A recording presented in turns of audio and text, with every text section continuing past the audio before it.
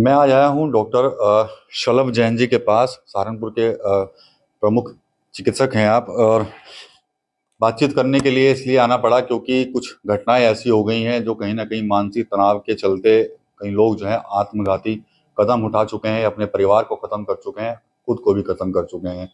पूर्व में भी मैं आया था जब एक घटना हुई थी, जब पूर्व डीजीपी मुस्तफ़ा के बेटे ने जब सुसाइड किया था, और उस बारे में भी डिस्कस करने के लिए आया था। लेकिन ये दो घटनाएं हैं। एक तो कल ही की है सहारनपुर के सरसावा इलाके की, जहां पर अशोक राठी, जो कहीं ना कहीं मानसिक रूप से पीड़ित बताए जा रहे थे, डिप्रेशन में थे, उन्होंने अपने परिवार को तो खत्म किया ही किया, साथ ही साथ खुद भी सुसाइड कर लिया। इससे पहले एक घटना और हुई थी सहारनपुर के गंगो इलाके में, जहां पर बीजेपी के जो नेता थे योगेश रोहिला, उन्होंने अपनी पत्नी और 3 बच्चों को गोली मार दी थी और उनकी भी हत्या कर दी थी। दोनों मामले कहीं ना कहीं डिप्रेशन और तनाव से जुड़े हुए हैं। इसी पर डिस्कस करने के लिए आया हूँ।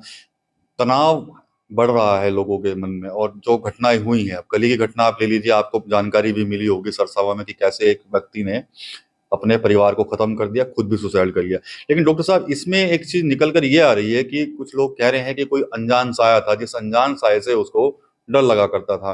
तो जिस तरह से भी पता लगा है, उसकी मेडिकल हिस्ट्री है, पीजीआई चंडीगढ़ में ट्रीटमेंट चल भी रहा था, डिप्रेशन था। तो आप लोग कैसे देखते हैं, क्या कुछ चल रहा होगा उनके दिमाग में? देखिए, बहुत बार हम लोग दिमागी बीमारियों को डिप्रेशन ही समझते हैं, जबकि ऐसा होता नहीं है। डिप्रेशन कई सारी बीमारियों में से एक बीमारी है। अगर उसको एक डर लगता था, शक करता था, या जैसा भी आप मुझे बता रहे हैं कि वो अकेला नहीं रहा करता था, सबके साथ रहने की कोशिश करता था या फैमिली के साथ रहने की कोशिश करता था, इसको बहुत बार स्किज़ोफ्रेनिया या डिल्यूज़नल डिसऑर्डर भी कहा जाता है। इसमें क्या होता है, मरीज़ को हमेशा आभास रहता है कि मुझे कोई तंग कर रहा है या मेरे पीछे कोई आ रहा है।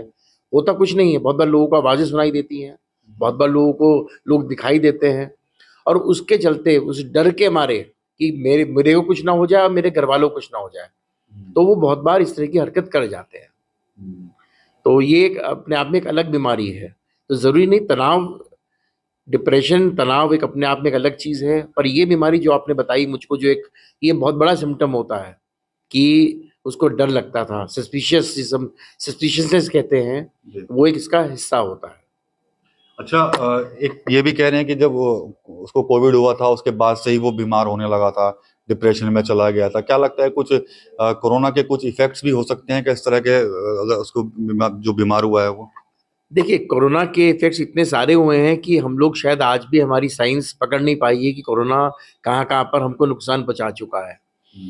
एग्ज़ैक्टली बहुत से केसेज़ जो हमारे पास कोरोना के बाद आए हैं, उनमें डेफ़िनेटली बहुत सी चीज़ें बिल्कुल नई तरीके से प्रेज़ेंट हुई हैं। पर हम लोग अपनी स्टडीज़ से या कोई भी अब तक हमारे सामने ऐसा प्रूफ़ कोई नहीं आया है कि वो कोरोना की वजह से ही था। इतना ज़रूर हम कोरिलेट कर सकते हैं कि इतनी बड़ी एक घटना हमारे पूरे ज़िंदगी में जो हम लोगों ने देखी, पूरे वर्ल्ड ने देखी, तो वो कोरोना थी। उसका इफ़ेक्ट ज़रूर कहीं न कहीं इफ़ेक्ट हमारी मनस्थिति पे, हमारे ऊपर ज़रूर पड़ा हो सकता है। लेकिन हम एग्ज़ैक्टली उसको कोरिलेट ही कर सकते हैं, कह नहीं सकते हैं कि वो जो परेशानी हुई है, बीमारियाँ जो नई-नई सामने हमारे सामने नए सिम्पटम्स आ रहे हैं, वो कोरोना की वजह से ही। अच्छा, जिस तरह से ये घटना हुई है अशोक राठी के साथ, ऐसे में जो इस तरह के मरीज होते हैं, उनका किस तरह से ख्याल रखना चाहिए और किस तरह का ट्रीटमेंट उनके लिए ज़रूरी होता है? देखिए, जो इतना बड़ा स्टेप उठाता है, हुँ। वो यूजुअली उसके अंदर साइकोटिक फीचर्स भी होते हैं।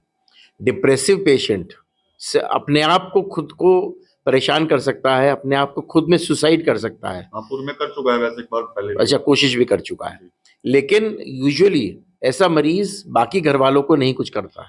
हुँ, वो अपने लिए ही आत्मघाती होता है। हुँ, तो बहुत बार डायग्नोसिस सही नहीं होती मरीज़ की। ऐसे में सबसे पहला काम आपको एक मनोचिकित्सक को, साइकियाट्रिस्ट को दिखाना चाहिए, एक डायग्नोसिस बननी चाहिए, तो उनके गाइडेंस में रहना चाहिए। अगर मरीज़ इलाज लेता है, जी। तो वो 100% ठीक हो जाता है। देखिए, हमारे यहाँ आज भी साइकियाट्री में माना जाता है, जो लोग समझते हैं, भ्रम है उनके दिमाग में कि दवाई ज़िंदगी भर खानी पड़ती है। हुँ, कौन-सी बीमारी ऐसी है, जो हम लोग सोचिए कौन-सी बीमारी ऐसी ठीक हो जाती है? दिल की बीमारी है, या हमें शुगर की बीमारी है, ब्लड प्रेशर की बीमारी है, दवाई खाते ही हैं। तो दिमाग की बीमारी में अगर हम दवाई खा रहे हैं और हम एक ज़िंदगी अच्छी तरह से जी पा रहे हैं, तो कोई नुकसान नहीं है।